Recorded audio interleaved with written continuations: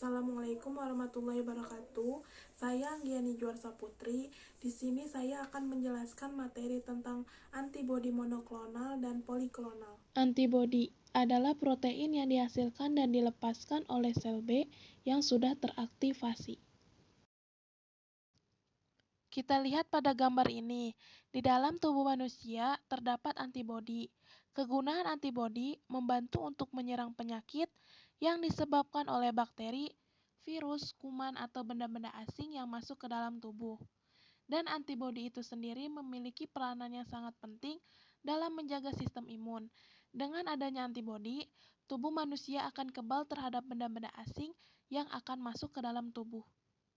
Di sini ada dua jenis antibodi, ada antibodi poliklonal dan antibodi monoklonal. Yang pertama ada antibodi poliklonal adalah campuran heterogen yang biasanya diproduksi oleh klon B yang berbeda dalam tubuh. Mereka dapat mengenali dan mengikat banyak epitop antigen tunggal. Selanjutnya, cara memproduksi antibodi poliklonal. Kita ambil contoh pada hewan kelinci. Yang pertama itu kita menyuntikkan antigen ke kelinci. Yang kedua, antigen akan mengaktifkan sel B. Yang ketiga, sel B akan menghasilkan sel B memori dan sel B plasma. Setelah itu, antibodi disekresi. Didapatlah antiserum dari kelinci yang mengandung antibodi poliklonal. Di sini ada kelebihan dan kekurangan antibodi poliklonal. Kelebihannya itu yang pertama, relatif lebih mudah, cepat, dan murah. Yang kedua, hewan yang diuji sangat bervariasi. Contohnya seperti ayam, mencit, tikus, kambing, kelinci, dan kuda. Kekurangannya itu yang pertama kurang spesifik, yang kedua harus melalui proses pemurnian karena bisa bercampur dengan antibodi jenis lain. Antibodi monoklonal adalah kumpulan antibodi terhadap suatu antigen secara spesifik yang dapat mengenali lebih dari satu epitop antigen tersebut. Teknologi antibodi monoklonal yang disebut juga dengan teknologi hibridoma yang diperkenalkan oleh Georges Kohler dan Cesar Milstein pada tahun 1975. Di sini ada cara produksi antibodi monoklonal. Kita ambil contoh hewannya itu tikus. Langkah pertama, suntik tikus dengan antigen. Langkah kedua, sel limfosit B yang mampu menghasilkan antibodi diambil dari hewan tersebut. Langkah ketiga, sel limfosit B disatukan dengan sel mieloma. Sel mieloma itu adalah sel yang memiliki kemampuan untuk terus tumbuh secara terus-menerus, sehingga dihasilkan sel hibridoma. Sel hibridoma itu adalah sel yang tumbuh sebagai hasil dari penggabungan sel mieloma dengan sel limpa. Langkah keempat, sel hibridoma diklon dan diseleksi untuk memperoleh satu sel hibridoma penghasil antibodi monoklonal. Langkah kelima, sel hibridoma yang dipilih dikembangbiakan untuk menghasilkan antibodi monoklonal yang sesuai bagi manusia dan sebagian disimpan untuk dimanfaatkan kembali.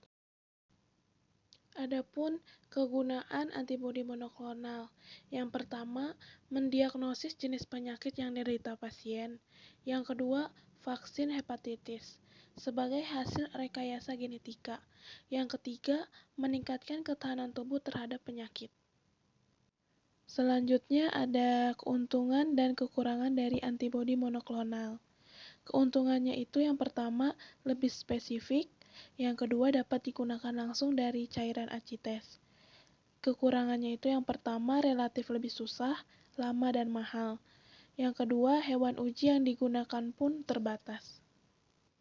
Mengenal terapi antibodi monoklonal untuk COVID-19. Terapi antibodi monoklonal merupakan salah satu pengobatan terbaru untuk pasien yang terpapar COVID-19. Penggunaannya dikhususkan bagi pasien COVID-19 gejala ringan atau sedang. Cara kerja dari antibodi monoklonal adalah dengan mengikat protein spike virus SARS-CoV-2.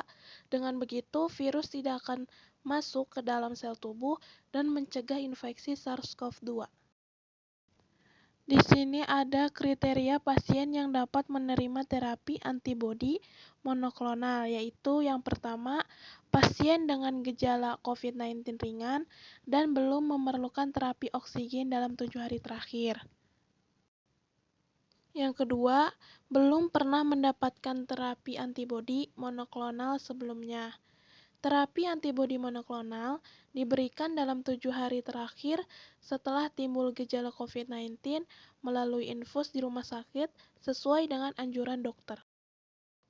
Antibodi monoklonal secara signifikan mengurangi resiko kematian hingga 72% pada pasien bergejala ringan dan 70% pada semua pasien yang terinfeksi COVID-19.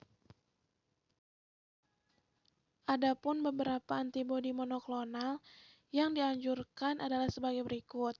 Yang pertama itu ada bamlanivimab 700 mg plus etesevimab 1400 mg.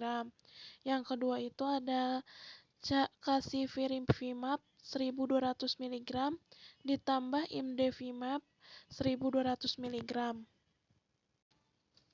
Yang ketiga ada sotrovimab 500 mg dosis tunggal, diberikan secara intravena untuk COVID-19 ringan dan sedang pada dewasa dan anak usia lebih dari 12 tahun dengan berat badan minimal 40 kg dan tidak direkomendasikan untuk COVID-19 yang dirawat inap atau yang membutuhkan terapi oksigen.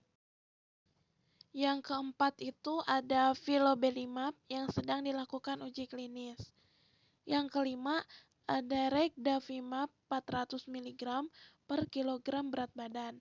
Secara intravena diberikan langsung setelah terdiagnosis, tidak lebih dari 7 hari sejak onset gejala. Regdavimab direkomendasikan untuk pasien COVID-19 dewasa yang tidak memerlukan oksigen atau yang beresiko tinggi menjadi berat. Mekanisme kerja antibodi monoklonal. Kita ambil contoh antibodi regdavimab, menghambat interaksi antara virus dengan reseptor seluler dalam tubuh supaya virus COVID-19 tidak terikat dengan sel tubuh kita. Dengan mencegah masuknya virus untuk menginfeksi sel, regdavimab dapat meminimalisir terjadinya perburukan kondisi dan mempercepat pemulihan gejala. Di sini ada contoh pasien yang termasuk dalam kelompok beresiko tinggi, antara lain yang pertama itu pasien yang berusia lanjut, yang kedua obesitas, ketiga memiliki penyakit kardiovaskular termasuk hipertensi, yang keempat memiliki penyakit paru kronis seperti asma. Yang kelima, ada diabetes meletus tipe 1 dan tipe 2. Keenam, memiliki penyakit ginjal kronis, termasuk pasien dialisis.